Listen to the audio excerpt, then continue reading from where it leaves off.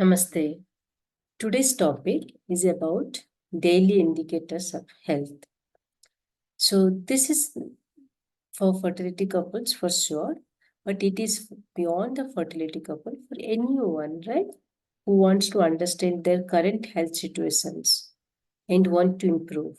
For anybody, it's about your daily indicators of your health. So for today's discussion, we have taken 7 parameters, but it is definitely many more beyond these 7 parameters. But these 7 parameters will give a good idea about your health quality. Okay, let's start with digestive wellness. So digestive wellness, if you have already seen my series, Heal and Seal the Gut, Leaky Gut, right? 90% of the problem can be rooted to the gut issue. So if your gut is okay, probably everything else, at least most of the diseases can be taken care. So the first part is digestive wellness. So are you having a regular bowel movements or not? What time do you have? Morning 5 to 7 a.m. That's a large intestine peak time, right? That's a good time for, excretion. Actually, it can go up to 12 if we go through the excretion process. But from the large intestine perspective, so it should be 5 to 7 a.m. So you must be excreting by that time. But some of you are sleeping probably even after 7. Definitely not a good idea. But you end up, for some reason, maybe if you have a night shift or so, then immediately after getting up, you must go and clear out. If that's not happening, then definitely there is some issue. Okay, that is one parameter. Then again, type of bowel, floating, sinking, etc., etc. That's much more detailed. That's a Bristol chart that will actually give you an idea about, what kind of bowel you have and what kind of digestive wellness, something that you can anticipate from there.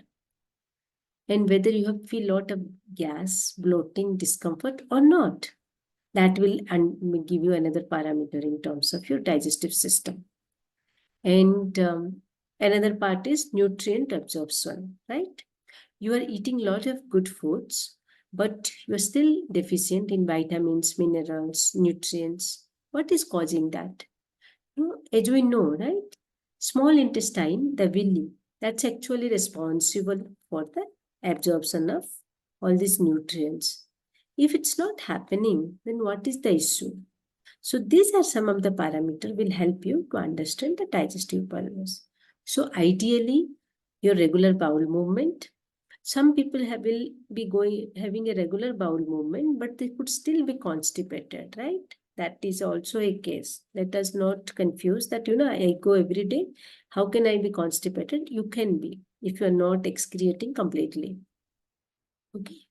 So your bowel movement and you do not feel any gassing and bloating, that's very good for you. And the nutrient absorption is okay. That means your digestive wellness overall seems to be okay. Okay. Second part, quality of sleep. Sleep is important for all of us, right? It's not only for the planning couples. For planning couples, it's much more important. They need to actually have a very good sleep, minimum 7 to 8 hours. Okay. They need to have consistent and restful sleep.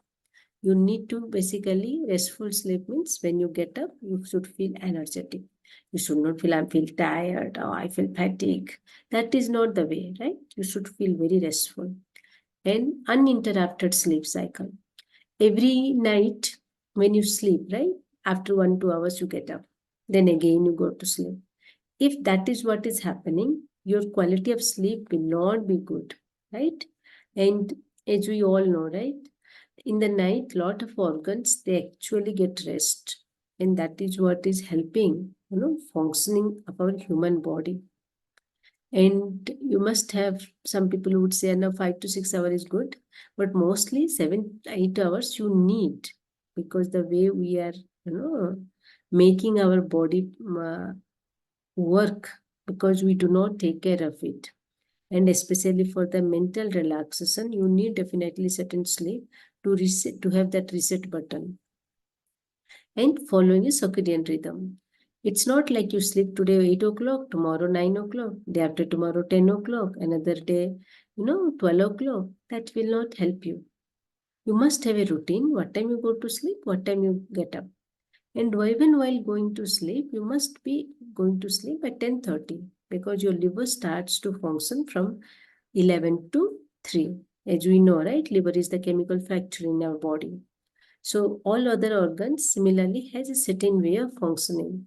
So following a circadian rhythm, getting up as per sunrise, getting ready to sleep, as after the sunset is very, very critical. And while sleeping, make sure it's completely pitch dark, right? Pitch dark, because that is when your melatonin secretion is very good, and it is not only sleep hormone, but it is also very good for many spiritual practices. Okay. Then mood and emotional balance. Entire day, do you feel a positive or balanced mood, or do you feel anger, irritated, excited, happy, joyful? That changes based on the situation around you. Definitely not a good uh, situation if your emotion changes, throughout the day. Effective stress management, right? When you are angry, your stress level is very high. When you are joyful, of course, your stress level is low. But if it is like a sinusoidal curve, most of the time, that means something is definitely not right. When you are very anger, it's basically your liver is probably weak. When you're feeling fearful, your kidney is probably weak. Your anxiety, your kidney is probably weak. So depending on what kind of emotion you feel, those organs are okay or not. And overall, your emotional well-being, right? You being aware about, your thoughts, your feelings, your emotions makes a big difference. So do you feel more or less controlled? You feel more or less relieved, relaxed? That is what will be judgment about your mood and emotional balance. Energy levels. Consistent and balanced energy throughout the day. I see many, morning time they will be okay. After afternoon, evening, they will be going on having for tea and coffee because their energy level is already drained out. And we all know mitochondria, right? The powerhouse of our body. It's the battery of our body. So if that is not charged properly, and that will be governed by many parameters, your lifestyle, your diet, your exercise, many, your toxins that you are exposed to, uh, n number of parameters that will actually define. But high level, these are the ones what is pointed out here in these 7 parameters is will be actually, we will also talk about your mitochondrial health indirectly. Okay. Indirectly or directly, we'll talk about the mitochondria. So if your mitochondria is functioning well, your energy level throughout the day will be very, very good. Okay. Then avoidance of sudden energy crashes, right? When you're taking caffeine and all of a sudden, the effect has gone. So you feel very low again energy.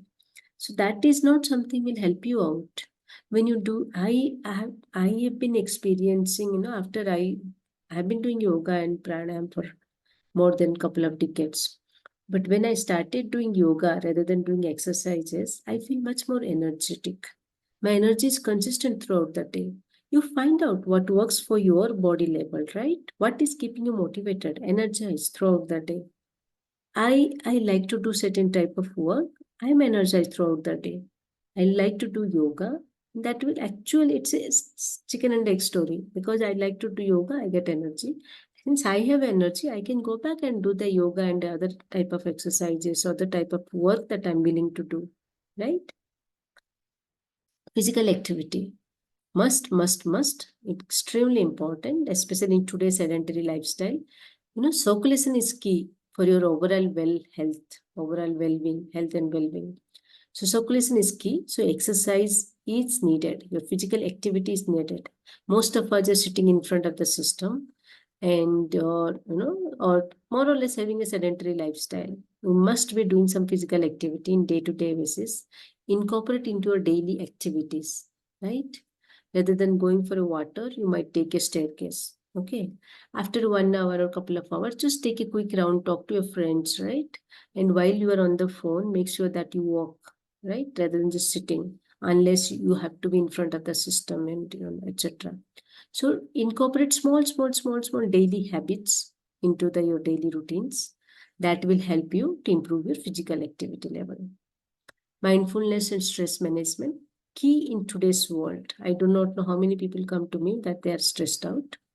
We must be stressed out. Stress is good. Cortisol is good because it will help us, it's good for us to some extent. But if it's continuously cortisol level is high, it is not good for us. It is deteriorates, especially for hormone and fertility. It's a killer. We have a separate session only on the stress, but you must find a way to meditate or deep breathing, that will actually help to relax your stress level. How breathing is important? Many people I would ask, what's important for you in your life? When you would say, my family, my friends, my spouse, my boyfriend, girlfriend, and job, money, house, car, many situations. I have not heard from a single person who is saying, breathe. The very existence of you is only because you are breathing. When you are not breathing, you do not exist. When you do not exist, all these personal connections or material connections does not exist. So, but yet, we do not give a single minute, couple of minutes prime importance to our breathing. How many of you? Very, very few actually focuses on the conscious breathing. When we are exhausted, tired, and when we are exhausted or stressed out, breathing is faster. So if you want a relaxed mind, right, our breathing has to be slow. How can we control that? If you practice certain techniques, breathing techniques, you will be able to manage your stress. Practice yoga for mental clarity. I am all the time vouch for yoga. I have been benefited a lot, but I am a yoga person. I love to do yoga. It gives me a lot of energy, mental clarity. Cognitive functions are always high for me when I practice yoga. Daily mindful techniques. I do a lot of meditations. I also teach a lot of meditations to others, starting from small kid to elderly people. And it's helping them a lot. Skin health, that is an external parameter. When you have a clear and radiant skin, it basically tells that your body skin, your toxins are less, circulation is good, you have proper hydration, your diet is probably good, because that is also something, who have a natural beauty. If you can see them without any makeup, you will be able to figure it out that they are also taking care of their good health internally. Okay, internal health is what is reflecting on your skin. So these are the 7 parameters which will help you, to identify what kind of healthy situations are you. I will provide you a quiz. You go through that quiz and let's find out where you stand. Okay, that's it for today. This is Lakshmi again, your wellness friend, wishing you happy, healthy, joyful life. Enjoy your life. Have a slowly and steadily increase your happiness index. And may God bless you with your fertility journey. May you have empowered mind, to achieve your goal. See you in the next session.